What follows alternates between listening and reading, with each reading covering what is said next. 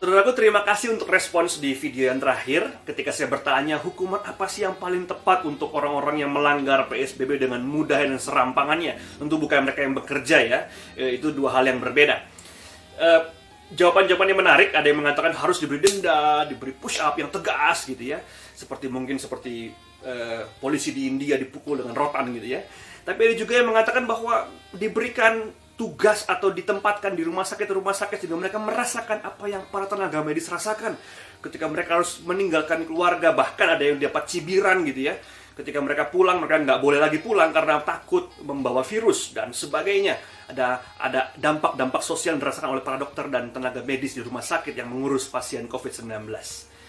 Semua jawaban itu tentu ada benarnya karena filosofi di balik hukuman selalu menjadi percakapan yang menarik. Karena pertanyaan adalah hukuman apa sih yang paling adil gitu ya. Dan itu nggak pernah mudah untuk dapat diurai dan ditempatkan dalam sebuah kalimat yang tegas. Nah, ada sebuah pendekatan yang cukup baru yang disebut dengan altruistic punishment atau hukuman yang bersifat altruis, yang berpusat pada orang lain dan bukan pada saya. Kenapa? Karena seringkali hukuman itu bicara mengenai rasa adil.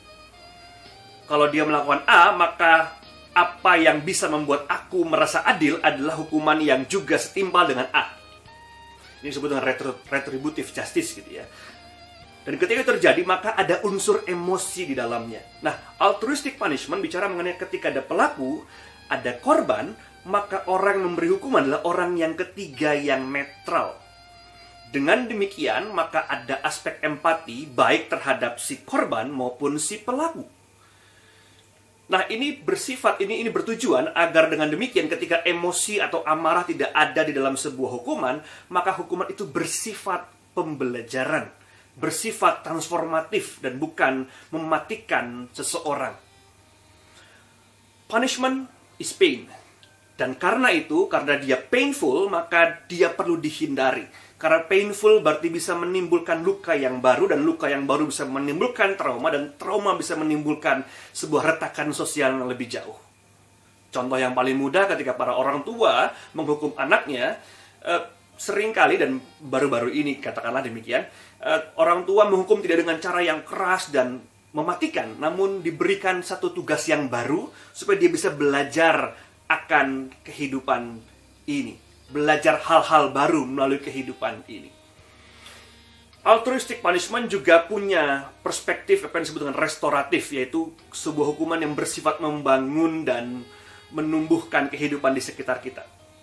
Dengan sederhana, kalau saya boleh tempatkan konsep ini dalam sebuah konteksnya saat ini, hukuman bagi mereka yang melanggar PSBB, contohnya gitu ya, buat saya, mereka perlu memberikan satu pekerjaan sosial untuk para tenaga medis, untuk orang-orang yang paling rentan terhadap situasi saat ini, sehingga dengan demikian ketidakmampuan mereka untuk mengikuti peraturan perlu diimbangi bahwa apa yang kau lakukan mengakibatkan sesuatu hal yang buruk, dan untuk itu engkau perlu memperbaiki kesalahan itu dengan cara membantu mereka yang terdampak dengan apa yang engkau lakukan.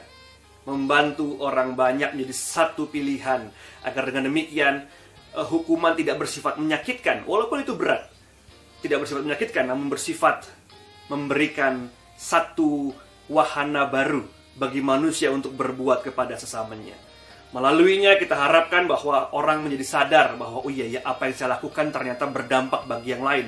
Ada yang nggak bisa makan, ada yang harus masuk rumah sakit, nggak bisa kerja dan sebagainya. Dan itu berarti dia menyadari bahwa apa yang dilakukan itu salah. Altruistic punishment sebagai satu perspektif lain dari melakukan sebuah hukuman.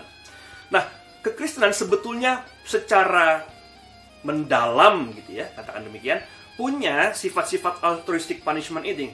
Ketika kita melihat Kristus sebagai Allah yang objektif, katakan demikian, yang di tengah-tengah menghukum manusia bukan untuk menyakitkan atau membinasakan manusia, namun agar manusia belajar untuk memanusiakan yang lain.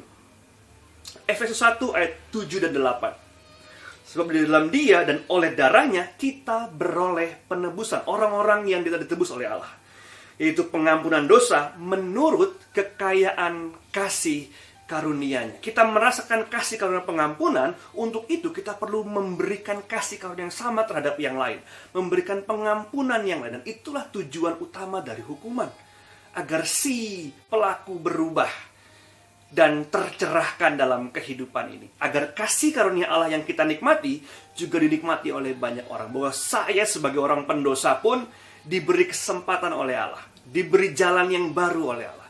Diberi hati yang cukup luas oleh Allah sendiri untuk saya boleh melanjutkan kehidupan dan berbuat baik kepada orang lain pula. Untuk itu, kita melihat bahwa mereka yang bersalah bukan sebagai penjahat yang perlu di bumi hanguskan dan dibasmi, namun sebagai sahabat yang perlu dirangkul, direngkuh, dan diajak untuk menapak bersama dalam kehidupan ini. Sebagai sahabat yang juga memerlukan sahabat lainnya untuk bisa diperbaharui cara mereka berperilaku dan bertindak di tengah-tengah dunia ini. Untuk itulah hashtag hari ini, Indonesia adalah kita. Mereka yang melanggar PSBB juga adalah bagian dari Indonesia, dan untuk itu perlu dilihat dan diterawang dengan cara yang lebih positif, yaitu dengan mengatakan kepada mereka, hey, apa yang kau lakukan membuat banyak orang menderita. Untuk itu cobalah ringankan penderitaan mereka, dan itulah hukumanmu, meringankan penderitaan mereka yang engkau sebabkan dengan tindakanmu yang tidak bertanggung jawab itu. Itulah refleksi kita hari ini. Silakan berdoa masing-masing secara pribadi. Nanti saya akan tutup dalam sebuah doa bersama. Silakan.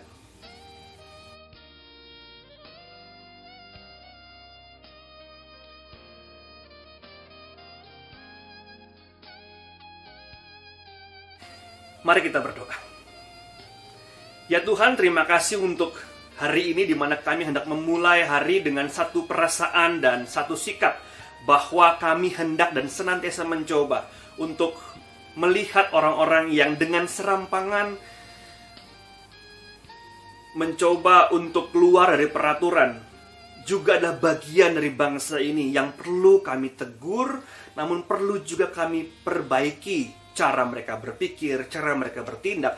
Perlu kami sadarkan bahwa apa yang mereka lakukan berdampak bagi yang lain. Jadikanlah kami manusia-manusia yang diperbaharui dan memperbaharui yang lain. Bahwa kasih-Mu, cinta kasih-Mu yang melekat dalam kami, penebusan-Mu yang melekat dalam kami, juga perlu kami bagikan kepada banyak orang. Bahwa mereka juga patut, layak, berhak menerima kasih karunia-Mu, kebesaran hati-Mu untuk boleh juga menerima pengampunan dari Engkau. Terima kasih ya Tuhan.